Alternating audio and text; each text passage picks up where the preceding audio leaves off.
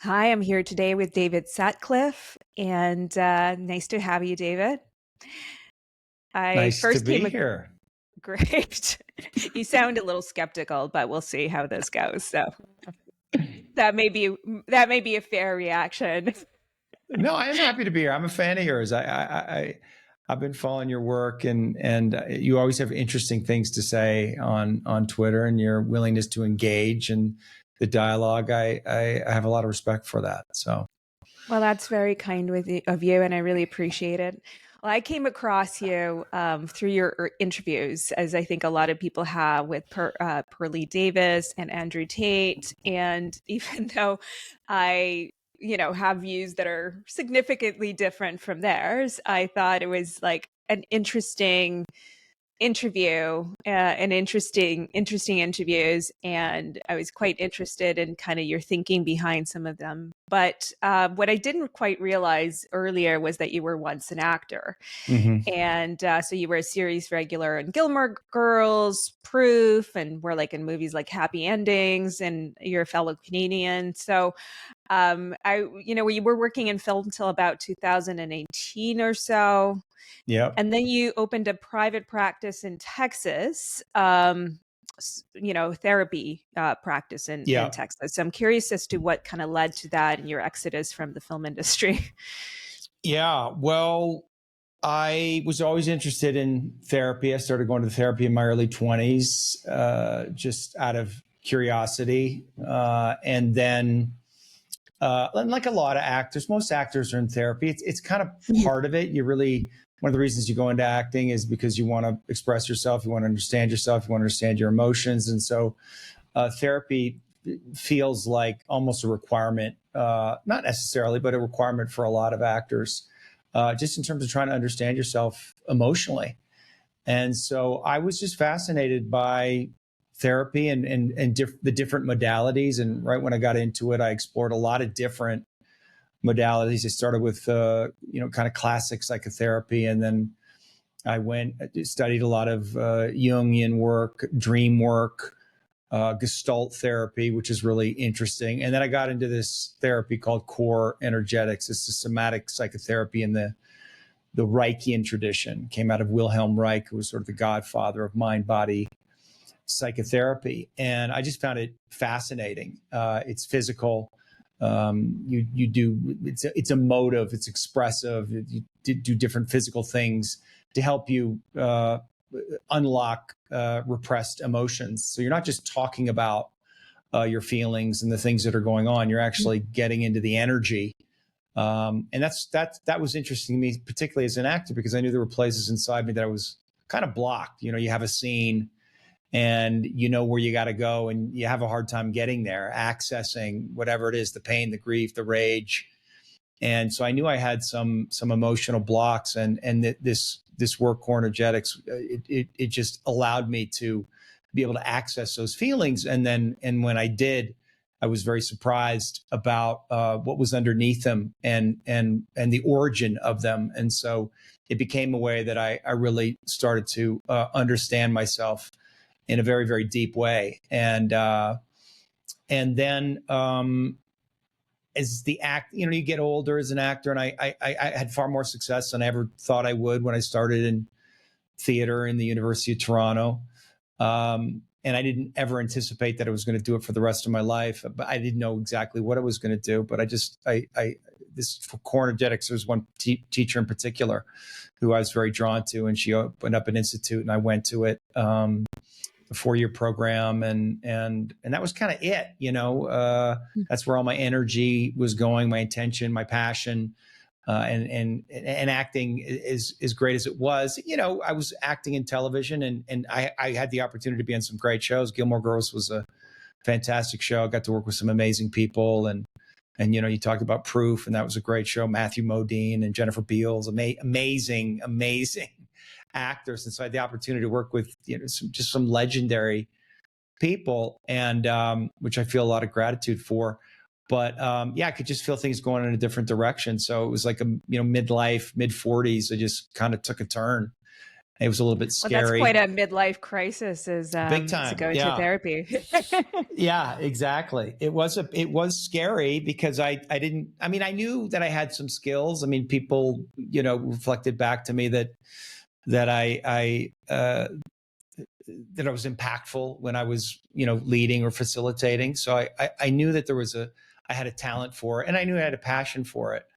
But I also didn't really know, like, what does that look like? I'm not a licensed therapist. I can't really, I mean, in the Andrew Tate interviews, I kind of, it's Andrew Tate versus therapist, but I essentially do work. It is a psychotherapy that I work in, but it's just a different modality. And it's sort of, it's non-traditional, although I think more and more you're seeing it come into the mainstream. And the truth is I have a lot of therapists that come to me, because Is it non-traditional? Like, what's the main differences between what you do and traditional therapies? And because I know it's like more the mind-body yeah, well, connection. it's the mind. Yeah, it's somatic, so it means of the body. And so traditional therapy is a lot of, it's talking, right?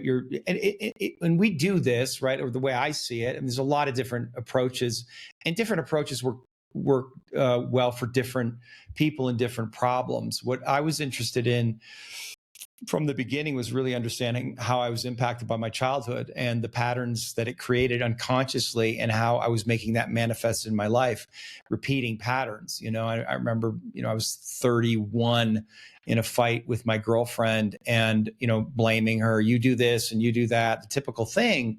And I realized in this moment that everything that I was saying to her, the exact words and phrases, were things that I'd said to every girlfriend that I'd ever had. And it was that moment of, like, it's not you, it's me. It really was me. I realized I was running a loop, a tape, and I was scary because I'm like, I'm not conscious. Like there's something else inside me there's a program that's running things, and I don't know what that is. And so I was determined to get to the bottom of it. And for me, talking about it was useful. It's, I call it like figuring out the math of your problem. And I think there is, you can reasonably quickly, if you're willing to actually take a look at your childhood and confront what happened. And that's not always an easy thing to do, to really look at it, because very often it's painful, and it's more painful than we think. We tend to minimize the things that happen to us, and in part because it's all we know. But I have so many clients that they tell me their story, and they're like, yeah, I had a kind of normal childhood. And then they start telling me what happened to them. And I'm like, dude, that's fucked up. Like that's fucked up. What happened to you? And then they kind of start to get it. I'm not trying to victimize anybody or turn them into a victim or a martyr, but it is important that we come to terms with what happened to us, so that we're in reality. Well, we also don't often know if what's happened to us is normal. I think there's like a lot of things I can look back to. I'm like, oh, I guess that wasn't normal, but I don't know what the experience of other people's are. We don't even know if we think the same way, right? That's Like, right. so it's like it's impossible to know. So it's really much more, seems to me, like the effect that it has on you, because the effect an event has on you as a child is very different than maybe another child. Like, maybe somebody yelled at you and you internalized that, and that became your whole life's kind of scar. Yeah, And for someone else, the same experience happened or worse, and for them, it's nothing, right? that's right. That's right. These experiences impact us in a different way, and everybody is different, which is why you can have, siblings all turn out somewhat differently, even though they grew up in the same household, because people adapt to their environment in different ways. But that's essentially what it is. We're all adapting in different ways, just like all living things. We adapt to optimize our survival. And when we come into the world and we come into our particular family, we're going to figure out a way to adapt to get what we need, to get our needs met, to get love, whatever it is, and those adaptations they happen at such a young age. They really become part of our identity. It feels like who we are. And so a lot of times when people go to therapy, they start to realize there's something like false in me. There's like a mask that I'm wearing, and I can't quite pinpoint it, but I can feel that there's something just a little bit off, and or they see this pattern like I did. Like, oh, there's this pattern I keep repeating. I keep dating these same kinds of women or same kinds of men, and reacting in the same way. And what is that? And just understanding the nature of the pattern, I think is extremely liberating, which is what I think generally what psychotherapy tries to do, and then give you skills to change that pattern, particularly if it's something that is self-destructive or causing you suffering. What my work goes after is the feelings that had to be suppressed or repressed or disowned. And the philosophy is that they're in some sense held in the body. Now, people can argue whether that's a metaphor or literal. I would tend to go towards the literal. Based on what?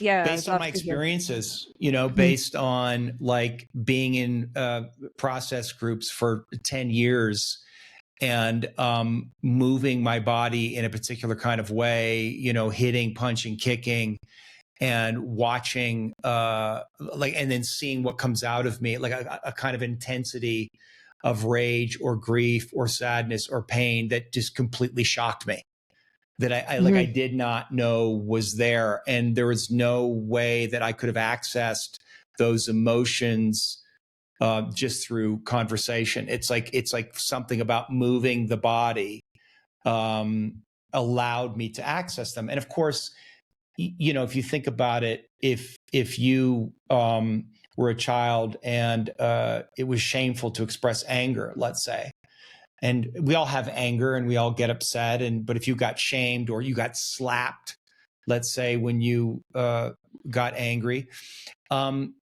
well, what are you going to do when that impulse comes up?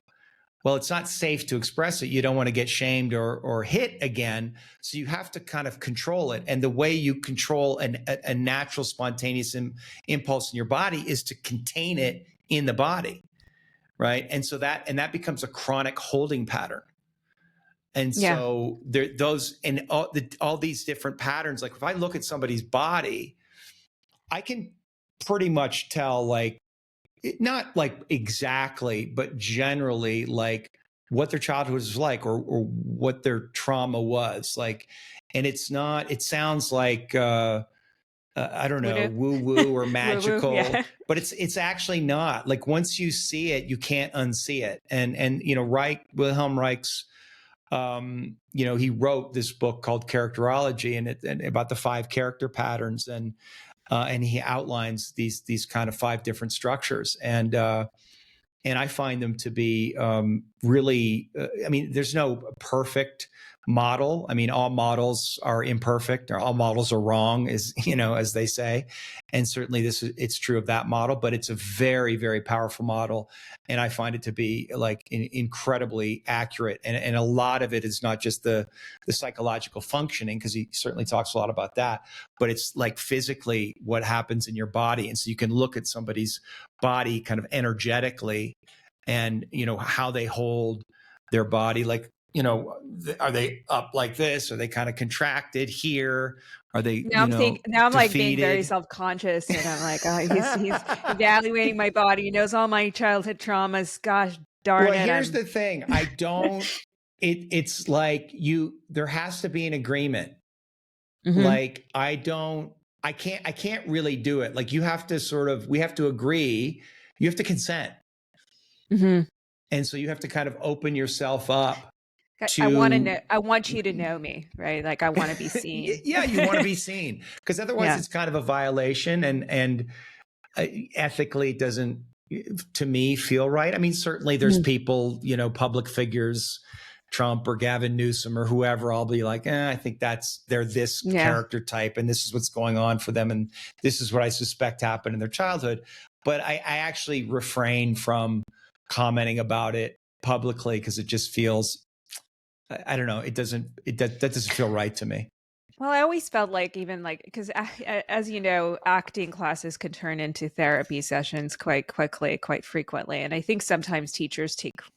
I don't know that they approach that with malice, but there is a control element to it and kind of a cult leader kind of element to it. So I've seen that happen, and and also I think actors are often people who want that Yeah. experience, and so they're sort of seeking it out. And so I think that's something that becomes, that level of vulnerability for some people. They love, I mean, once they have this, like, okay, something come up from their childhood or memory or something that really affects them, and being witnessed by a group of people can sometimes feel very empowering and very freeing, and other times for other people it's like the opposite. I know I'm like in the latter category of that. Oh, um really? yeah, I mean, I think it's like it's a safety thing, and it's like Hmm. in an intimacy that you build, and there are things that I can be very free and open about, and other things where I'm like, well, no, that's my private, Yeah. and everyone's different in that way, But in terms of the physical, I was just thinking, I'm like one of the kind of epiphanies that I've had as an adult at some point is like I've always had an awkwardness in my body, and just feeling self-conscious and things like that. And I had this like moment of realization at some point where it was like I tracked it down to a very particular event in my childhood, which was I did ballet. Hmm. And there were a lot of body issues around that, obviously, but in particular, I got this new teacher, and there was this one day in class where, before I felt really free with my body and just very comfortable, very confident, and then she kind of humiliated me in front of the class for being just going off, I think, on my own, probably what happened. Right. And after that, it just changed everything, and I quit ballet as well. But dance became like the scariest thing for me. So sometimes you can pinpoint, and other times you're probably never going to know what it is. Or I don't know, I think you're probably never going to know some things. Yeah, it's hard. I mean, you don't necessarily need to know. I mean, sometimes if you keep talking about, I mean, I've had things where I had no idea where it came from. And then all of a sudden I have like a memory, like you're talking about. I'm like, oh, something I'd never thought about, or as I said earlier, I minimized because didn't seem like a big deal, or I made it not a big deal. But when I Mhm. think back to, well, wait a minute, I was 7. And when I was 7, I was actually really sensitive and Yeah. vulnerable. And, you forget how vulnerable we are, and how, porous we are, and how easy it is for us to be hurt, and also to misunderstand, and draw false conclusions about things. And so if we don't have an adult around helping us make sense of it, very often we make it about ourselves. Oh, like it's like in your case, Mhm. like you did something wrong. It's not, as the adult, you could be like, okay, that teacher has got some issues, and I don't have to take on her judgment. That has something to Weirdly, do with her. that seems so obvious, but weirdly enough, until you said that just now, I never really thought of it that way. Yeah. Which Well, you would think you would, and with my adult mind I should be able to think that way, but like I stayed clearly in that child perspective of like I was being awkward, I misunderstood the situation, I didn't have social understandings, right. it was me, my fault, and therefore, yeah, I didn't for a second think that it's really the adult who I had negative feelings towards her, but I didn't have that like adult view of like, Well, you well, that can't. You're a person. child. You assume that the adults know what the fuck they're talking about, and they must be right. Generally, I mean, you can have intuitions that they're off, but at the end of the day, you sort of and children are, we're pretty narcissistic up into the ages of 12, 13. Like we kind of, children make everything about themselves. So Mhm. that's what they do. If there's a problem, it must be me. If dad leaves, it must be me. If mom's not giving me the attention, there must be something wrong with me. A child can't discern. They can't think, oh, well, dad's an alcoholic and he's irresponsible and he can't meet the challenge, or mom is overwhelmed and sad. And you can't not take it personally as a child. And so, we very often carry things, from our childhood in subtle and overt ways that we don't really understand. And that's why therapy to me is so interesting, and why, and I understand the pushback against therapy. I mean, you see it all over Twitter, but they don't get it. I mean, yes, there's a lot of bad therapists. And I think where therapy has gone, which is too much affirmation, not enough challenge, encouraging people to be victims. That's not what I do. That's not what I was taught at all. So that philosophical approach to it, I think, is a problem. And so the criticism of it is deserved. But on a simple level, do you not want to understand yourself in a deeper way? Like, that to me feels like a superpower. Yeah. And I think with therapists, people are able to speak things that maybe they would want to. Sometimes there's a power in just saying something out loud to another person being heard, but in an environment where it's not, affecting your relationships in any ways, for example. Exactly. That is the power of therapy. Well, and there is a lot of resistance, as you mentioned, to therapy. Why do you think that is? And I know that is a particularly big thing amongst men, where I think there's this kind of sense of like, when men don't have emotions, where it's very clear men have a lot of emotions, or they wouldn't go punching walls or people, or there's anger as an emotion. It's just that it comes out differently, perhaps, than maybe another, expression of emotion, maybe that, crying. But it's still emotion. Yeah. So why is there such a resistance amongst men to go seek therapy?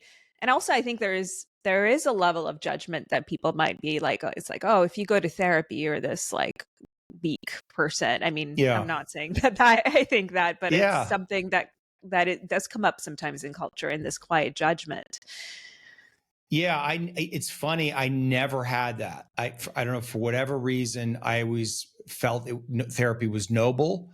Even as a guy, even as a young man, I thought it was good to go to therapy, and in part because I really got a lot from it, and I was just fascinated by it. But I think one of the things, and I experienced this, is that therapy, most therapists are women. It's 80% of therapists, I think, is the number, are women. And it is true that men and women do process emotions in a different way. And so I think what you very often see is that women therapists, female therapists, not all of them, some excellent, and my main teacher was a woman. And I learned more from her than anybody. And she was a warrior. But there was things that she didn't get about me. Like, there's things she couldn't see. And she had a hard time accepting that she couldn't see them or didn't get them. Like, there was a place where I had to really no, you're not getting it. Like, this is not my resistance. This is your blind spot. And what kind of things? I think that not like men are more initiated through challenge. And so, and I think men, it's not that men don't cry. It's just men do cry, but they don't cry the same way women do. And I think that generally, I mean, there's so many people that talk about this in a better way than I do, but Adam Lane Smith, I think he says it best, where he says, women's depression is very often, or sadness is often, about like not feeling loved or not feeling in connection, let's say. like connection, where a man is around purpose. Like if he doesn't feel on purpose, on mission, that's very disorienting and destabilizing for a man. And so I think a lot of female therapists just don't understand exactly how the male psyche works, how masculinity works. And so they miss that, and they end up projecting just a kind of a way of seeing it and a way of approaching it that would be very useful for women onto men that doesn't feel effective. And and so I think men feel in some sense alienated there. Why do you think there's so much fewer male therapists? It's a great question. I think most, because the therapy is about connection. So all therapy in general, but a great therapist, it's through the relationship. And it took me some time to really understand that. Yeah. Like that if you want to heal, it's actually through the relationship with the therapist. And if you think about the feminine, let's say, the feminine is more oriented towards the relational in general, right? And the masculine is more oriented towards, action.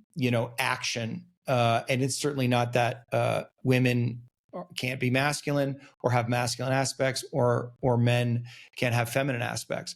But I think there's far fewer men that are really oriented towards relationship and connection. And am I one of those men? I don't know that I am, to be honest. It's like, for me, therapy is it's a problem to solve. It's a puzzle. And so when I'm looking at it, like, I get that there's the connection piece there, but like, I work with a woman, Angela, and we do workshops together, and it's almost like I'm the plumber, like I'm just tactical, like this putting it all together, almost like a scientist, or, it's like a lab to me. And she's the one that brings the kind of the love and the empathy and the understanding. Not that I can't bring that, but when I'm fully in my expression, it's much more masculine, and I guess it's not kind of romantic. I guess it's kind of like when men, if you go to some men, anyways, we're generalizing here, so I think we're it's generalizing. Understood. So you go to a man and you say, "Oh, I'm feeling this way."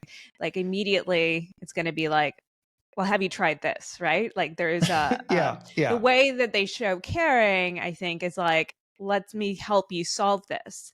I have that temperament too, so I think I tend to have, I think, really both probably quite equally spread almost. But so I get I want to also help somebody. If they come to me, I want to like fix their problem. But I also understand now that, okay, sometimes people come to you because they just want to be heard, right? They just want someone to sit with you. And like, I know, like, if it's my dad, it's like, that's not his way of operating at all. And it's not that he doesn't care or love me, but it's like, that's just not the way he thinks about it.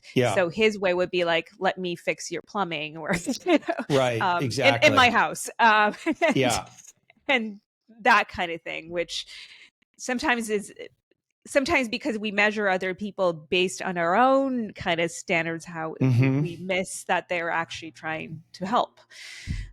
So that's something that, I think is an interesting difference. It would be, and I think probably different people will respond to different types of therapists as well. Like, that's right. The talking works for some people, and some people want that prescriptive, and they're not getting it from their therapist. So do you see that changing, or? Well, I think just to go off what you were just saying, I think it's one of the first things you learn as a therapist is that you have to affirm somebody's emotional experience, and you can affirm their emotional experience without agreeing with the story that they're telling. That's the main thing. And that's a skill that you definitely want to develop in relationships. So, my wife might say, you did this or you did that, and I'm thinking, like, that's not what happened. Like, I didn't say that, or I didn't do that, but that's how she experienced it. And in order for me to come back into connection with her, it doesn't serve for me to start arguing about the facts of the story. It's like this was her experience. She felt hurt. And I have to first affirm that she felt hurt. It's like, okay, I can understand. Can I get inside your head? Even if I think you're seeing it wrong, that is your emotional experience. And so I have to like validate that. And the moment we're validated emotionally, that creates safety. And then we're willing to let down, right? And then we're actually willing to like go into the details of the story and start to think, well, maybe I did see that wrong, or maybe I did misinterpret you, or maybe I was projecting something onto you that wasn't really about you. It was about my dad, or I was having a bad day and I was taking it on you, whatever it is. And so we have to, you have to affirm that experience in people. And because most of us never got that. Like, I understand why you feel that way, even if, like, because we're told so often that how we feel is irrational. Well, that doesn't make sense, but you can't argue with somebody's feelings. They're not logical. They just exist, right? And so I feel like most of the problems that we have are just that, like that and even internally, if you journal or do any self-reflection, a lot of it is, why do I feel this way? And there's something wrong with the way that I feel. And that's really the source of a lot of our negative self-talk. And so one of the things I'm trying to give my clients, but also to give myself, and then teach them to give to their self, is don't judge how you feel at all, no matter what it is, no matter how dark it may be, or how irrational it may be, or whatever it is. Don't judge it. And once you stop judging it and can just sort of be with it, it's like, okay, I'm sad, I'm angry, I want to leave the relationship, or I want to rip his head off, whatever it is. We have all of these emotions. If we give ourselves permission to just be with them without judging it, it removes the resistance, the internal resistance, and then we can be present with it. And once we're present with it, it's like it changes how we relate to it. And then a deeper truth will emerge, right? So that's like the first thing, is like to don't take your emotions too seriously. They're just like, it's just like the weather. Like, just let them be there. They're about something else, right? And just allow them to arise. And that in and of itself is unbelievably empowering. And also your emotions, they're information. If I'm feeling sad, or if I'm feeling frustrated, I'm always going to ask myself, why? What is going on that I'm frustrated? Is there something that I'm not dealing with? Is there something that I'm avoiding? Is there a conversation that I need to have that I'm afraid to have? Is there some growth point for me? Some action I need to take that I'm afraid to take? Like, what the fuck is going on here that I'm frustrated? Because it's not the external world. It's not out there. It's inside me. And so what is and so I want to be able to identify my feelings and with understanding and compassion as quickly as I can. And that's primarily what I'm trying to teach people, which is, it goes back to what we said. It's like, it's very important that you affirm people's feelings. And then at that point, once you learn those skills, then I think the more masculine part of the therapy needs to come into place, which is challenge. It's like, okay, your pattern, you do this, you have this tendency to, whatever it is, avoid, or you date this kind of person and it's self-destructive. You need to do something different. And that doing something different is going to be uncomfortable. But you have to fucking do it, bro. Or you're going to stay stuck where you fucking are. Like, and that's where the masculine has to come in and challenge, because otherwise you're just going to stay stuck forever. So the recognition and the realization is important, but if you don't have the second stage of it, not much is going to happen. That makes sense to me. I think that whole approach, I think in general, of like, because as a therapist, you have all sorts of people come to you and perhaps share some very dark things, whether they're things they've done or things they're thinking. And as a therapist, you have to kind of engage with them in a way where you're not judging them in that moment. And so, or perhaps you are, but I imagine you're not showing that to them. Well, you're trying to understand the interior logic of the decision they made, right? And like, if somebody is cheating on their spouse, let's say, on one level of reality, as Dave, as just a person in the world, I have a judgment on that. It just intuitively, it's like, that's not a good thing to do. Cheat on your spouse, like that, you're lying. That's bad. But then there's another part of me that can be activated, the higher consciousness, which starts to ask the questions, why? Like, why would they do that? Because on some level, it's definitely self-destructive. So they're engaging in some kind of self-destructive behavior, or there's an unconscious need that they have that they're afraid to ask for. Like, something else is going on. And what is that thing? So I have to allow my mind to get out of the judgment of it to try to find the interior logic, so that I can understand. Yeah. So I can understand, like, how do they get from here to here, so that I can help them understand how they got from here to there. And that, to me, is, once they understand that, then, they can hopefully not do it again, or take whatever actions they need to take to solve what's going on. But it's really that. And so the skill is, you have to be willing to give that to yourself. So I have to be willing, because I have all kinds of dark thoughts and feelings and emotions, and I have to be willing to not judge them. Otherwise I can't give that to my clients. And so that, again, that's the thing that I'm trying to teach more than anything else. Like, what if you don't judge your feelings? What if you just let them be there and look at them as data and information, not as, as an indication that there's something wrong with you. Yeah, no, that's very important approach, I think. And something that made me sort of interested in your podcast and in how your approach. So that, for example, the Tate interview, I think, because, my natural, knowing a lot of things about this particular individual, I certainly do have a judgment. The way you went into that interview wasn't different in how you're talking to me right now. And I don't know if it's like, you just really love the guy, or you were just like, hey, let's kind of understand him, and you're approaching it more from a place of curiosity. But in the first place, why did you, what made you want to do the interview in the first place, the first one? Yeah, well, I've interviewed Andrew twice. And the first one was, I guess, almost 5 years ago. It was during COVID, and like so many people, I started a podcast, and right away he tweeted out. This is before he really blew up, right? He was a known guy, but he was still on the fringe, and definitely, not mainstream at all. Mm-hmm. So he tweeted out that he was open to interviews, and I was fascinated by him. I didn't know that much about him, but I knew that he was smart. I knew that he was up to something, and I was curious about what the fuck he was up to, because I could see that there's a game that he was playing, and everybody's playing their own game online, right?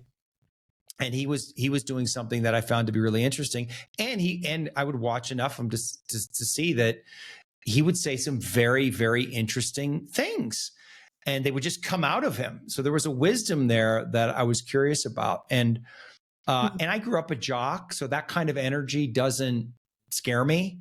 I've been around that all my life. So I kind of get those guys. And I think for a lot of people who didn't grow up in that environment, those kind of men can seem really scary and abusive, and they can be, certainly. So I just reached out to him and said, how about I, do an interview where I basically psychoanalyze you? And he was immediately like, that sounds great. Let's do it. Fun. Mm-hmm. And I found him to be a great sport and open to my line of inquiry, and I also kind of humble. Like, he was, he didn't try to dominate me or defeat me. He wanted to be led. He wanted to be challenged. That's why I agreed to it in the first place, I would imagine, right? Yeah, exactly. Yeah. Like, he wasn't trying to get me or prove anything. He was just saying how he felt and reacting to the questions that I had. But he also listened and took in what it was that I said. Like, I felt that. And then at the end, I gave him a little evaluation, and he liked it. I mean, I think the main thing is that I can see him, and I don't think a lot of people can see him. I mean, I just see this precocious little boy. That's what I saw, particularly in that first interview, who's trying to find his way in the world, and he's got all this energy, and he's a conqueror. He wants to conquer, and fair enough, So, and I guess also because I'd been through Hollywood and I was a little bit older, and I'd had that energy myself. I went to Hollywood. I wanted to conquer it. And I did, and I met lots of famous people, and I'd gone through that journey. People like that don't scare me or intimidate me, like famous people, because I've been around so many. So there's also, just a kind of familiarity that I think put him at ease. And then when he blew up a couple of years later, he reached out to me and just said, like, let's do another interview, because that first one was so good. And do you think the reason he responded so well to the first one, that he enjoyed it, is because he was being seen? Is that sort of the primary? Yeah. I think he felt like he was being seen, that he wasn't being judged, that I was just curious about him, which was honest. I do like Andrew. I find him like incredibly funny. And he's just a unique character. And I'm fascinated by him. All of his transgressions or legal issues aside, because I don't know about that. It's like I don't know what's going on over there. I mean, I pay attention to it all, but until it's proven in a court of law, I'm agnostic on it. I find that a little bit tricky, because there are people we can meet, and they're like, nobody's just this like one villainous individual, right? Everyone's going to have qualities that are, okay, this person is funny, and I too can see the boy, and it's like somebody can be charming and warm, maybe really kind to their friends, and yet can do really monstrous things. Yeah. And so equating these two is like, okay, well, how do you approach that? How do you deal with that? Because that other side is still very much there. Cases, well, we don't have to talk about it in the specific person, maybe more generally, but like there are people who are, do terrible things, say terrible things, hurt people, also do these wonderful things. And you're like, well, personally, I like them because they're fun and like, engaging and kind of warm. Like how do you come to terms with that? And are you where your therapist had in that moment, or if you're interviewing somebody like that? For the most part, yeah. I mean, I in the second interview, I challenged him more because there was more out there and there was more going on. But also you can't, he's a public figure and he's, under investigation. Like I'm aware that that's not the environment. That's not where you can go deep into those things, because one, he can't talk about it exactly. And two, he's not going to talk about it honestly. So there's really no point in getting into it. That's the first thing. So what's the point of that conversation, especially the second one? Because I can understand the first one. It's like, okay, well, like a curious figure, which I thought he was a curious figure. Yeah. Like I didn't agree with certain things he said. I thought some things made sense. I thought he was smart in certain areas, charming in some areas, extremely confident. I can see like how that could be like an interesting person to interview. By the time the second interview comes around, there's obviously a lot more information floating out around allegations. Yeah. Like, what made you want to talk to him a second time in the context of everything that's sort of happening? Well, all of that. You're meeting one of the most famous people on the planet at a fascinating moment in their life. I mean, he was literally under house arrest and had just gotten out of 3 months in a Romanian prison, had no idea what was going to happen to him. At that point, it was hard to really know the validity of the allegations. I think it's definitely fair to say that there's forces out there that are out to get people. The Matrix. I mean, look at what Trump. I mean, people who are speaking up are getting annihilated. Listen, I'm not gonna. I don't know what's going on, but I think the Russell Brand situation. Like, did Russell Brand do bad things? I'm sure he did. Yeah. But it's also like, lawfare is real, and It can powerful be. people go It can be. after I people also who think are there are pushing back on the narrative. I guess to me, a counter to that would be like, well, there's definitely other people saying similar things. They're not being Yeah, accused of those things, right? So I think we have to look fair. at every case in a very concrete manner and look at the Yeah, evidence. yeah, And then look, okay, is this evidence like, is this just media, just saying things and taking things out of context, which obviously happens a lot? yeah. Or is this like, okay, is there's like actual tangible things that we could look at? Which I have in some of these cases. Sure, And it's like, sure, okay, that exists. Like it's hard.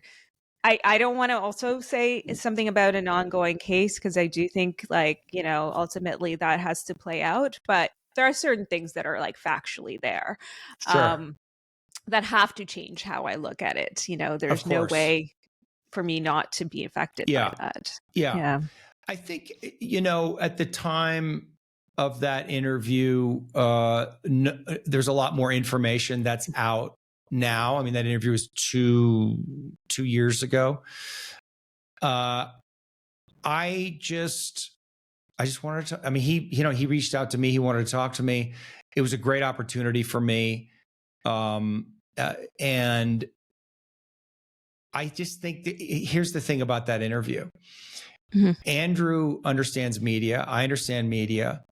And he and I are great scene partners in a way. And there's a Yeah. kind of understanding between us. And I think we both knew that we could create something together. None of this was spoken, obviously. But this is my intuition, is that we could create something really interesting that would be beneficial for both him and me, and that would be interesting for the public. I knew that he wasn't going to be completely forthcoming, but I also knew that he was asking, that the fact that he asked for the interview, that there was permission for me to push. And I did. I mean, I went right after him on his stuff with his dad, and I kept coming back to it. And and he gave me a lot of openings. And so I thought it was very powerful in that I think he was vulnerable, and I think he did reveal himself. And he was, he did get caught, and he was hesitant in moments, and had moments of insecurity. And I thought that was a powerful thing for a guy like that to be able to show himself in that way, and for other people to see it and to get a little bit deeper underneath the persona, and to see the man. And maybe, from my mission is like, listen, I understand, man, you don't want to go to therapy. But there are good therapists out there, or there are modes of self-discovery that are going to be useful for you. And I think in the end, I made my case, and I think in the end, he essentially agreed with it. Mm-hmm. That what I was pushing for was, you have to be emotionally present if you want to be all the way powerful. And the place where you're not present with yourself emotionally, bad things might happen. And maybe, I didn't say this directly, the situation that you're in is a result of not being fully aware or in touch with aspects of yourself emotionally. I don't know. That was my pitch. Okay. And I think he's a guy that has a lot of power. And I think the other question that I asked is like, are you using that power in the most effective way? Are you doing the most good that you're doing in the world? Again, all the questions about the allegations, there's no point in me asking about them, because I'm not going to get straight answers. Already know what he's going to say. He's going to deny. He's going to say it's the Matrix attacking. And I think that I pushed in a way that would reveal certain contradictions, and I think that happened. And then it's for the audience to decide. I mean, that's how I see it. That's the other thing in terms of an interview strategy. As an interviewer, I don't believe it's the interviewer's job to challenge. I think it's the interviewer's job to try to understand how that person thinks, and try to point out inconsistencies in their logic of how they think. And so, and that's what I think the job is. I'm not interested in, so if I had, the worst person imaginable on, I would approach it in the same way. I mean, I'd want to, why do you think like this? Why did you do this? Where did this come from? Like, what is your worldview? Okay. So you hate Jews. You're the head of the KKK. You hate black people. Why do you hate black people? What's this about? Like, what is it about black people that you hate? All I'm trying to do is understand.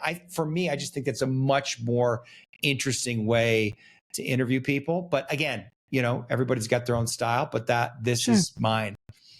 Yeah, no, it's something that I obviously think about a lot. Yeah. And I've gone back and forth a lot on things. Somebody asked me recently if I agree with them interviewing a certain very controversial person, and I said, well, it's not about whether you did the interview, it's kind of how and what your intent was. And I think it's difficult because it's hard to get it 100% right, in the moment. And I think people will often yell at the screen and be like, why didn't you ask this? Yeah. And you just didn't think about it at the moment. Like that's the answer. You make mistakes, but also, if you're doing a very, very friendly interview with someone who's maybe like killed a bunch of people, right? Like, I don't think that's right, not to address that. It doesn't mean you have to be like, how dare you kill all these people, right? You might, as you've sort of approached, you would probably be like, so why did you make that decision, right? But you can't ignore the elephant on the table, I guess, was what I'm saying here. Of course, absolutely. And I think maybe that's kind of the middle ground with that, where it's like, okay, it's, if I'm sitting down, I don't know, with Putin, I'm not like there to yell at him for what he's doing, or tell him how mad I am at him or how disappointed. Right. It is, I think, to reveal. I think you said two things that I think make sense. So one, you said basically to understand why they're doing what they're doing and why they think the way they think. And the second part, I think the inconsistencies. Yeah. So you said logical inconsistencies. I would also say maybe inconsistencies in what they're saying and what maybe they've said in the past, or inconsistencies in what they've done in the past. So things like that. Yeah, I agree. This is just me thinking this through, to be honest, because I think this question comes up a lot. It's like, who should you talk to? Is it everyone? What's your responsibility when you do? And it's not that clear cut of an answer, I think. I do think there is a level of responsibility. I do. I don't think it's like if you went and like played chess, and just had a fun, or when I don't know, chess, bowling. I don't know why I picked chess, but like as a fun activity, but it's fun for me. But like, when drinking with someone and you're just showing this one side of them that's maybe really, really fun, right? Because people have horrible sides and they can have great sides. Yeah. Even in my own life, I would say, like, I know some people where I think they're not very good people based on what they do. At the same time, the side that they've revealed to me, I've seen the vulnerabilities, I've seen the softness, I've seen the kindness, and it's really hard for me sometimes to know what to do with that, because I'm like, well, I don't want to push. I don't think it's going to serve anyone if I just like attack them. So I try to have conversations with them where I try to help them think through things in different ways. Yeah. And maybe reconsider some of and sometimes it works, sometimes it doesn't. But then part of me is like, am I condoning by being friends with them? That's tough. I don't know. Yeah. Yeah. Well, I've certainly taken a lot of heat for interviewing Andrew, and why did I platform him, and why did I not challenge him on certain things? And listen, I didn't know what the hell was going to happen in the interview. I'm just sitting down and I'm tuning in. I mean, there's an arc that I have in my head. There's things that I know I want to ask, or directions that I want to go. But in general, you have to stay in the moment. Like, it's a scene, it's alive. It has to be spontaneous. It has to be in the flow. And so you don't know what's going to happen. And there is no interview that's perfect. And you just have to let it be what it is. And maybe that's the actor in me, television actor, where there's no perfect scene. You can do it over and over and over again and try to get it perfect. And at a certain point, you just realize, like, we got to move on. Like, this is what it is today. And I was in this particular kind of mood, and this is what happened. And you have to let it exist as it is. And You're more of a Meisner actor then. yeah, exactly. Exactly. And so that's kind of how I approach my interviews. And again, I'm just talking to people that I'm curious about. I guess I like the renegades, in the culture. I like those people. I like people who are saying the crazy shit. I liked Trump right away, just because he upset everybody, and I was just like, why is everybody so upset with this guy? And it's the same. There's so many reasons. There's so many. Well, there's so many reasons, but also that people weren't willing to take responsibility for why they were so upset by him, which is similar to Tate. Like, Tate was What just do you mean by that? Well, I mean, people hate him, but that hate is their hate. Like, he's a projection. Like, Trump is not. Nobody's seeing Trump, right? It's all transference. But people are certain of the story in their head about who he is, but they don't really know. And so there's a lot of one of the things that I teach is, to my clients, is you have to be responsible for your reactivity. So if you're having a strong emotional reaction to somebody, like, the question is why? Why are you having that strong emotional reaction? I mean, there can be disagreements, but why were people so threatened by Trump? I never understood it. I didn't think that anything he was saying was really that controversial. To me, it all seemed like common sense. And with things that people, it was just in the way that he was saying it was stirring things up in people. Well, I think certainly there's a lot of things where people can very legitimately disagree with him. I think where you're kind of seem to be gravitating around is why the emotional reaction. Yeah. Because I think it's a pretty reasonable, and I understand why people like him, but I also very much understand why people don't. I don't. But my response is not very emotional towards him. Right. And what I was observing around me is this kind of hysterical emotional response. Yeah. So that's an interesting question, I think. Why are people so emotional specifically? And I can, I think the answer I might get is like, well, it affects their lives, right? For some people, for some segment of the population, they are worried about their rights or their friends. Like, maybe they have, I don't know, migrant friends, and they're worried about them. Sure. It could have a personal effect. So that would be something, I think, validly emotional for someone. There's also no doubt this like over the top emotional reaction to him as well, that's not necessarily rooted in logic or concrete things that he's done or even said. That's, I think, interesting to explore. It's like, okay, why that? And it's not just him, right? It's a lot of different figures that we encounter on both kind of sides of the aisle as well. Yeah, that's exactly what I'm talking about. People call it Trump derangement syndrome. I think it's real. I think people have lost their minds in relationship to him, and they're having a strong, very, very strong emotional reaction that feels disproportionate to what he's actually saying and doing. There's legitimate criticisms, and you can be upset and angry with him, certainly, and people are upset and angry with politicians all the time. But there's some catastrophizing that people are doing that feels not in reality to me. Why do you think that is happening so much with a figure like him? I mean, that's on the simplest. If I was to start at it was to pick a starting point, I'd say he's daddy.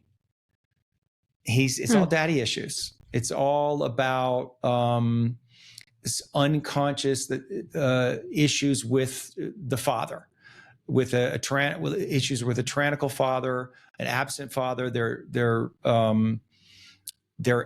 angry with their father. I promise you that most of the people who are really emotionally out of control in relationship to Trump. I'm almost 100%. If I went to work with them, it would almost always lead back to something to do with their father. That's my general feeling. I think that almost all leaders, it's some kind of father transference. They are the father. He is the father of the country. We think about the founding fathers of the country, and the president is an archetype. And I think about these things in archetypes. So there's something going on there emotionally. And I think if you look at the culture and you look at what's been going on for the last 30 or 40 years, and I think people have a right to be angry with the father. I think men have not showed up in a good way. They've abdicated their responsibility. There's been a lot of men that have been abusive or as I said, absent, which is another form of abuse. And there's a lot of reasons for that. I don't think it all happened in a vacuum. But I think there's a lot of frustration. I mean, we see it everywhere. I mean, women are fucking angry at men. I mean, for the last, as far as almost as long as I've been alive, as I can remember, women are fucking pissed off at men all the time. It's like feminism is just, I feel like I've been screamed at by women my entire life. Like you're fucked up, you're doing something wrong. Men are bad, men are bad, men are bad. And it wasn't until I gained some, maturity where I started to really understand what that was about. And obviously it's a lot more complicated than that. I think it's a big question. I think if you look at the women's rights movement and feminism, all of that had to happen, obviously, because women were oppressed, and we want women to have the freedom to be able to do what it is that they want to do and go out in the world and achieve all the things that they want to achieve. But I think that was done at the expense of a natural impulse that women have to want to nurture and have children and to be provided for by a man. And I think that aspect of women was shamed for a lot of years. And I think men, in response to it, stepped back. I know I certainly did.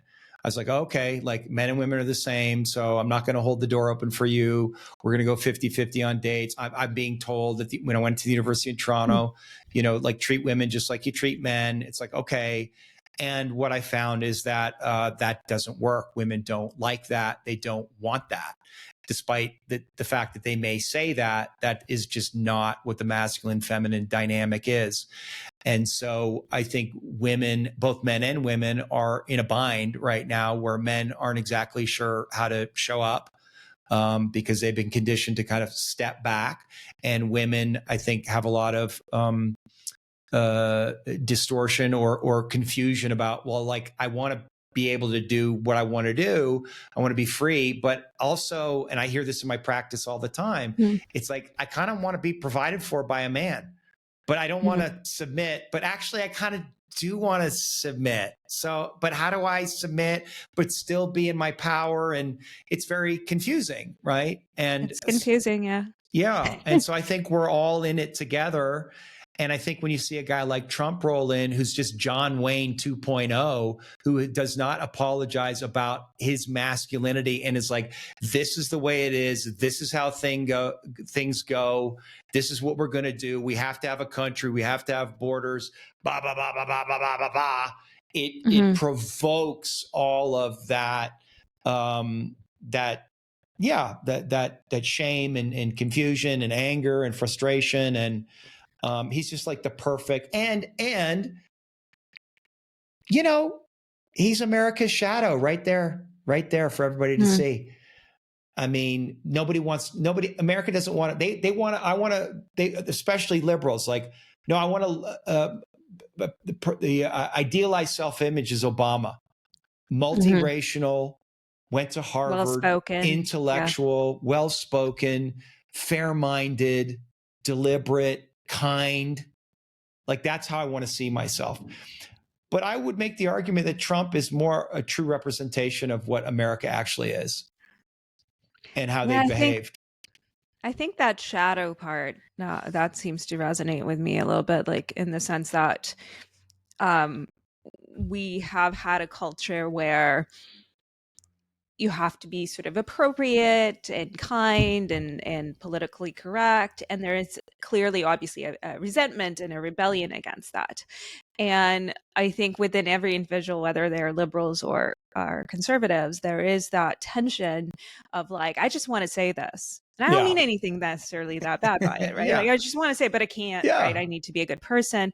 And then you see somebody doing it, and maybe there is a level of resentment, Yeah. even a little bit. But in terms of the men and women kind of discourse, I mean, I do think it's a tricky area because I'm a woman. I consider myself a feminist in the way that I want, Yeah. equal rights. But it doesn't mean that we're like identical. I don't think we are. I also think we're all individuals. So there's men who have a lot more of the feminine than I do, and vice versa. And then there is what do different people feel comfortable with? There are definitely people who just like want to split the bill. There are people who want to feel taken care of and courted. And yet, for example, if it's a date situation, I would want someone to pay the bill, not because I want them to financially provide for me, but because it's like a signal of like, there's an interest. This is like, it's a courtship kind of element. At the same time, if I was married to someone, Yeah. I don't think it should be all on the men to provide. And if I make I more, do. I'm okay with that. That's okay that you think that. And Yeah. then if you meet somebody who thinks the same way, then that's your Yeah. choice. And I think Yeah. that's what you find. And I know there are women who want to be provided for also, where Yeah. they want to just you know engage in their feminine, take care of kids and the household. And I think Sure. that's really part of feminism too, that choice. Yeah. But at the same time, I think I want to also acknowledge that that is something that is also puts immense pressure on the men, which maybe men want that, right? That Yeah. duty, that mission. Yeah. So I can see that. And Yeah. I think for some men, it's also incredibly straining because now, Yes. like, if you lose your job, Yeah. now everybody, like, that's a difficult thing to as well. So I think Yeah. what it comes down to for me is like choice, and different people are going to make different choices and it's going to feel differently for them. But at the same time, we have these interaction areas where we don't know how each other feels. So I have a friend, for example, he was helping me, was visiting, and he like stored my luggage or whatever, and he grabbed my luggage to help me, and then he immediately kind of apologized. He's like, "Is it okay?" And I'm like, "Wait," I was so confused by that. Right. And turns out he had a friend who didn't like that, he held the door for her, right? And he found, so we have these kinds of Yeah. areas of tensions, which I think are kind of ridiculous. Yeah. But I imagine men look at that if they have that experience with a woman, and if they have that enough times, there is a level of like also resentment that comes from that. And so you have a lot of men now, I think that also, this is why the manosphere is so popular. Yeah. I think there's a combination of things that are real grievances Yeah. and real concerns. And then there is like imaginary ones. That and it is kind of a dangerous fear because it's sort of it it has a feedback loop, right? Yes. That So it's like, okay, so where do we go from there? Because obviously there are tensions, Mm-hmm. there are confusions, there are people who think in different ways. Mm-hmm. Where do you go from there? Well, I like everything you just said and how you said it. I think it's really wise and fair. Everything you just said. Where do we go from here? Well, I mean, I can only say where I'm going from here, which is that I have decided for myself and for those that I'm teaching, I guess. Again, I'm flexible, but in general, I'm saying to the men that I work with in particular, like, you have to provide. Like, just go with that, right? Like, it doesn't matter what your wife is doing. Maybe she has a big career, but in your mind, somewhere in your mind, you have to you have to think of yourself as a provider, and you have to take on that responsibility, and you have to take on that burden, because you want your wife, your woman, to have the option. I think that there's a lot of freedom there, right? Now, that's not all women. Some women, like I know women who are like lawyers and they love working 70, 80 hours a week. And that's what they're into. And they're just like, and they can go head to head with these kind of dudes who are into that, and, good for them. And they're going to be in a different kind of relationship. So of course it's, we're not talking about 100%. It's individual. Yeah. It's individual. But in general, I think there's just, again, and this just happened to me with a lot of my female clients, because, they're struggling with relationship, and I'd be asking the questions. And then finally I was like, do you want to be provided for? And the answer was always like, well, no, I mean, it's not, not exactly. And then when I would get down to it, they'd always say, well, yeah, I would like that to be an option. And I found that really interesting, because they had shame about it. And so one of the things that I'm trying to encourage women to do is to alleviate whatever shame they may have about the impulse. And again, just because you have the impulse doesn't mean that you have to follow it.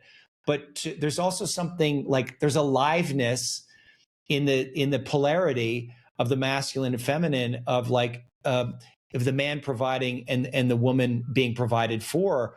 It's something sexy. There's something hot about it, and each person has their own responsibility to surrender. The man has to sort of surrender to the burden of the responsibility to provide, and the woman has to surrender to the man to trust that he can provide. And it's through her trust that he can provide that gives him the strength in order to provide. So it's like this perfect system of the balance of the masculine and feminine, and there's something almost spiritual in it. And that's what I'm after. That's what I'm into right now. And again, I'm not for everybody. I'm not saying everybody needs to do what it is that I'm doing, but I guess for me, that's what I'm doing in my marriage right now. And it's not easy. Everything you just said, it's like, my wife is like, when I said to her, I don't want you to work, or I don't want you to have to worry about money, like work whatever we'll do whatever you want, but it's like, I'm going to provide. It took her, I'm not even sure that she's fully there yet, but it took her a number of years to really relax into it. And it is a burden for me, because it's like, I've got this other person to take care of. And it's not just like paying the rent. It's like, everything, food, so you get clothes, meaning from the burden, essentially. Yes. But it gives me purpose. And I think this is one thing that maybe women miss or don't understand about men, some do, is that we basically exist to serve you, the woman. That's what we're here to do, to provide and protect, because you are the givers of life. And so we are here to sort of nurture you in that. And if we're not doing that, I think we don't know what we're doing, most men, or we become corrupted.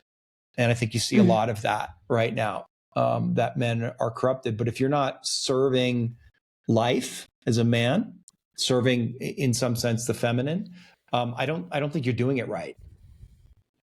Well, I think where a lot of people in general get stuck, and go into depression or things like that is that lack of purpose, right? And that purpose is, so it can be just what you described, taking care of your wife, your family, serving, or it can be, taking, if you're a woman who's a stay-at-home mom, it could be, taking care of your husband, your children, your household. And it could be in the, I'm a writer, so like I find meaning in that, or, somebody's a musician or a chef, and that meaning can be incredibly important for them. And what I've noticed in people is that, including myself, is when I lose that purpose, that's when sort of the unhappiness comes in. But we're also seeing, and I really did want to talk to you about it, because I think it doesn't get quite talked about enough outside of certain spheres, is like, men, I think, are incredibly lonely these days, and a lot of very high cases of depression, suicide, and I talk to a lot of people that reach out to me just randomly, Yeah. which already is a signal, right? That this is like people feel so alone, they need help. Yeah. Um, and I think as a society too, not just Yes. men, but I think women, there is, as much as you were kind of, you kind of framed the pursuit of connection as being more feminine. Mm-hmm. My experience has been that men also very much seek connection, I maybe in agree. a different way, but Mm-hmm. they do. Yes. So there is a lack of connection all around, it Mm-hmm. seems. What are your thoughts on that? Well, yeah, I think it's true. I think there are a lot of lonely men out there. I mean, I work with them. I see them. I know what's going on. I mean, I think the cultural change has been huge. What's happened in the culture in the last 30 or 40 years, which has been great. I mean, there's always a shadow to cultural movements, but again, everything was necessary. But I think men, yeah, they lost their purpose. There's like, what am I doing? I don't know how to be. I don't know how to exist. I don't know what the rules are anymore. I don't know how to interact with women. I don't feel if I'm not providing for them, like, what's my utility exactly in relationship to women? And so I think it's been really confusing. And I don't think the messages that the culture has been sending men have been very good. I think mostly they've been demeaning and shaming, and again, for good reason, because men have behaved badly. Like the Me Too movement, you could be critical of it. Did it go too far? For sure. But also, there's a lot of fucking scumbags out there that needed to be called out. And it's like That's every woman true. has had an experience with these scummy men. And it's like that movement was a time for them to all vent it out, which needed to happen. And men needed to hear it. So it's not that, like, the grief that men have gotten is not deserved. It is. And so I think there is some transition that we're in, and I think men are trying to figure out what that looks like and who they're supposed to be. And my personal feeling, it does require a deeper sense of emotional awareness and emotional attunement, not just providing for. Like, if women can provide for themselves, then men have to figure out another way to be useful to them. What are And some of those potential ways, you think? well, I think being provide. I think there's still a way that a man can. My wife is very. She's got a lot of masculinity in her, and she works very hard at what she does. And is, I would say, almost more passionate about it than I am about my work. At the same time, there's certain responsibilities that I have, which are to lead, to sort of be the container. Like, we're going to do this, let's do that. Like, to make sure that things are taken care of, so that she can feel relaxed, and so that she can be more in her feminine, and do the things that she likes. She likes to make the house beautiful. Most women, not all, but a lot of women like to do that. And it's like, not you. Well, you want to look but I'm pretty. not very good at this. You want to look pretty. You want it, like, there's the aesthetics of things, or cooking, I whatever it care is. about the aesthetics of things. I do. Yeah. Yeah. Well, so I'm do I. not good at a lot of the Yeah. traditional stuff. Um, it's not because I like resent. I'm just not good It's at just it. you're But not interested in it. Yeah. yeah, Yeah. But I think the main thing is really attunement, right? Like, just to be there to listen and attune. I mean, this is what you said earlier, is that men are often, when women are sharing their problems, their first instinct is to try to solve that problem. And I think that if you can learn to just, like, be with your woman, like be present with her, because I think men and women are different, and the feminine, if like, I mean, the way guys like John Wineland or David Data talk about the kind of masculine feminine polarity is that the feminine is more like wild, like Mother Nature, and the masculine is more the container or the consciousness. And so if a man can bring like containment and consciousness and awareness, the feminine can actually feel safer in that to go more into her wild feminine. And that wild feminine is actually what nurtures the man, what excites the man. It's what he wants out of his woman. And so there's this dance that men and women can have that used to be kind of built into the culture. But now, because the culture has changed, it's like, how do we have this masculine feminine polarity when men and women are working together or sharing chores or sharing the childcare? Like you don't have that same division of duty. And so how do we bring back this polarity, which I think most of us want? Not all, but most Yeah, and men I and think women it is want polarity. tricky. It's It's also very like tricky.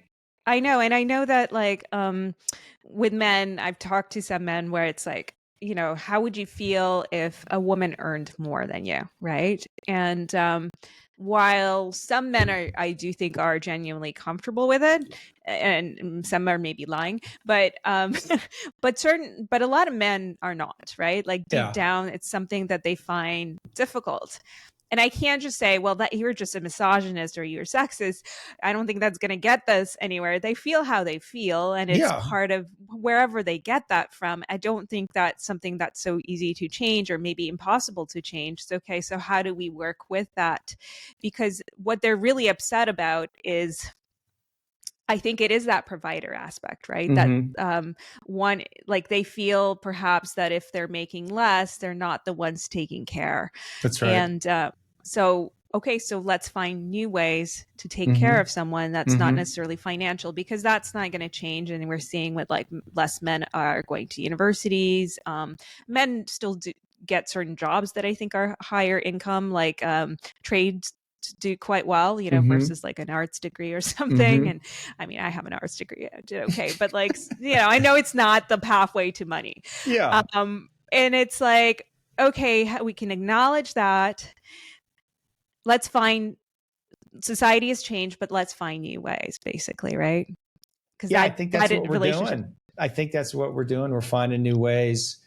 And I don't think we've perfectly found it yet. And I think in the finding of new ways, one of the things that I see happening is that we're returning or revisiting some of the old ways, because we have to acknowledge that there's certain things that, as I said, in the polarity that we like. There's juice in it. There's sexiness in it.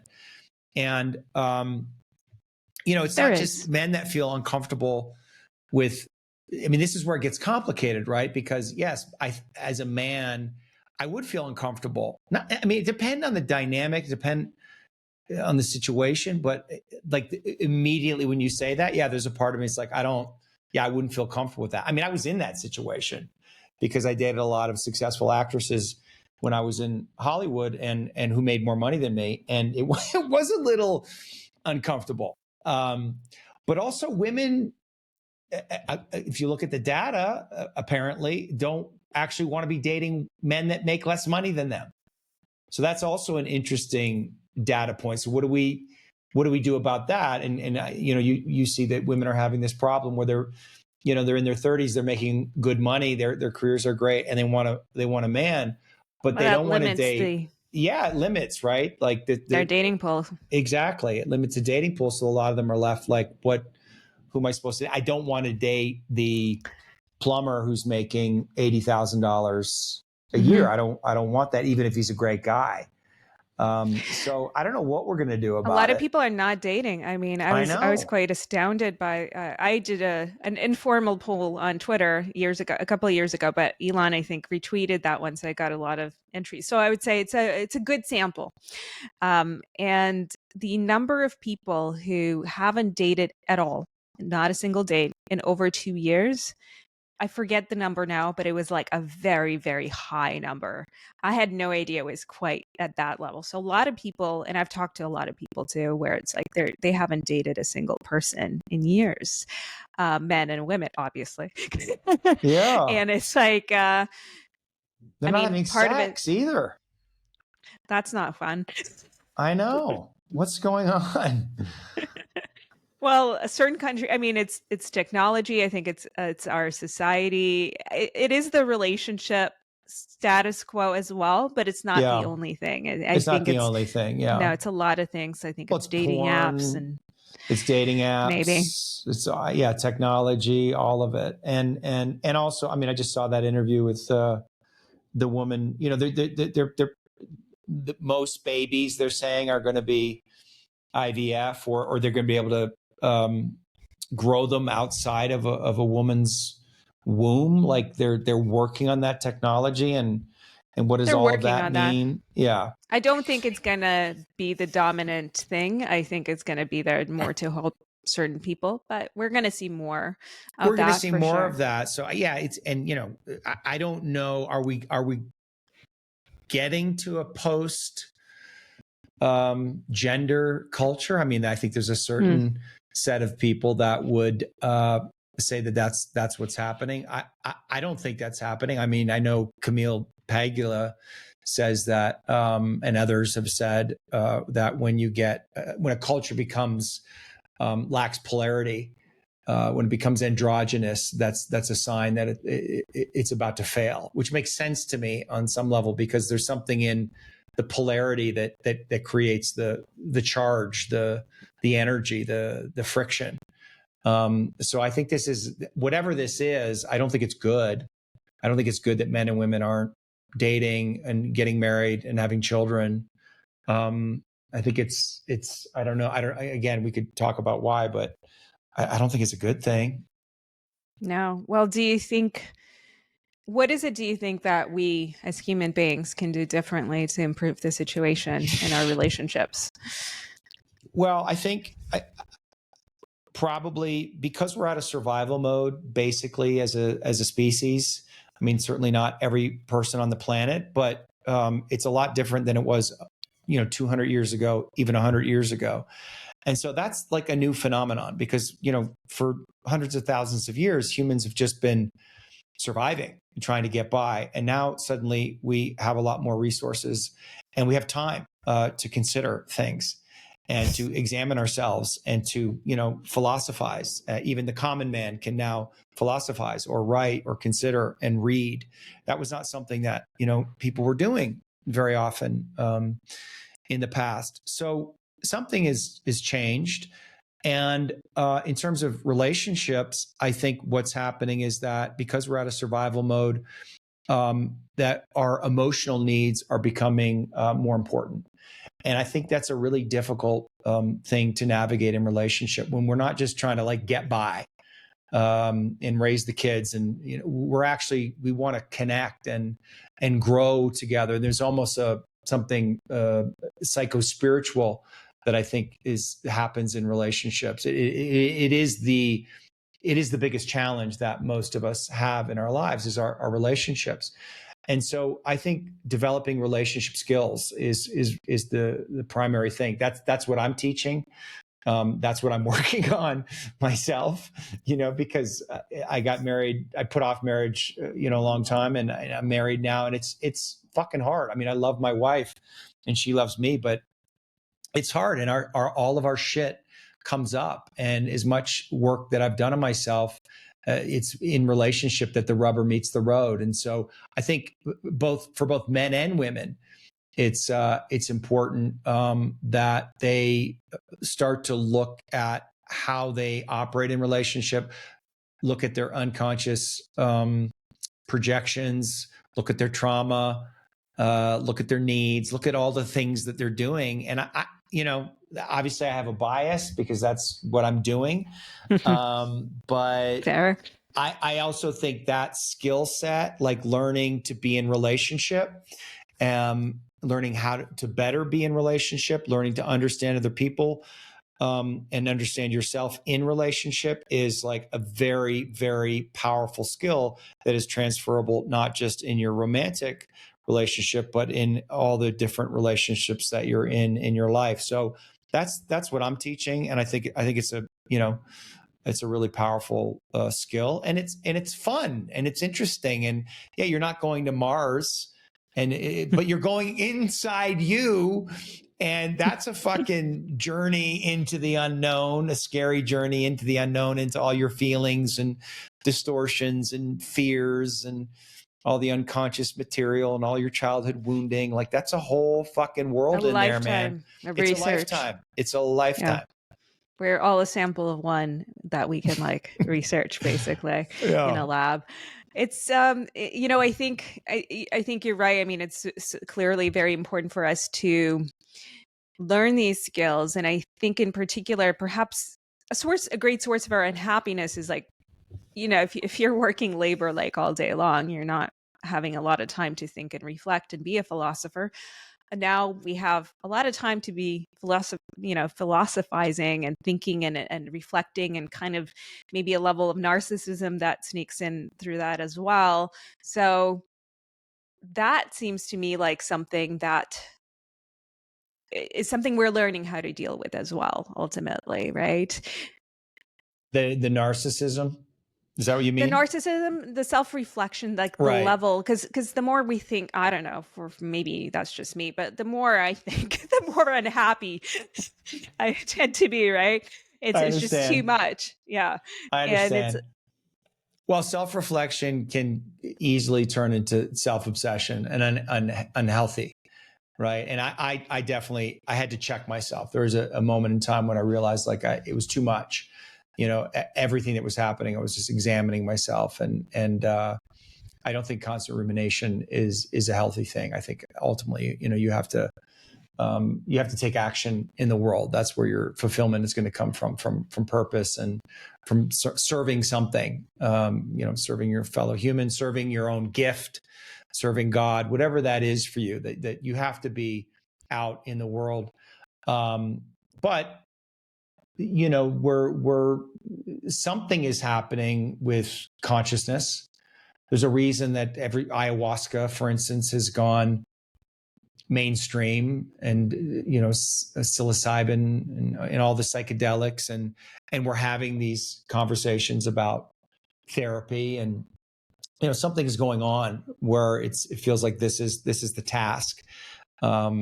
That there's whether you believe in astrology, we've entered the age of Aquarius. Like we are at a moment of elevating something, like our awareness, our understanding, which kind of makes sense if you think about the technological change that's happening must be met by a change in our perception, our awareness of who we are. And in fact, it's a reflection. I mean, that's how I see AI.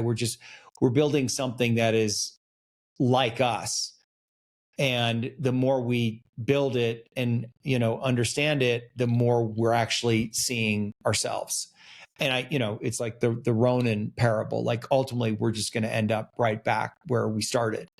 We dig and dig and we explore and we create all this technology, but like there's something inside human beings, like at our core, like some divine thread that is that's what we're searching for.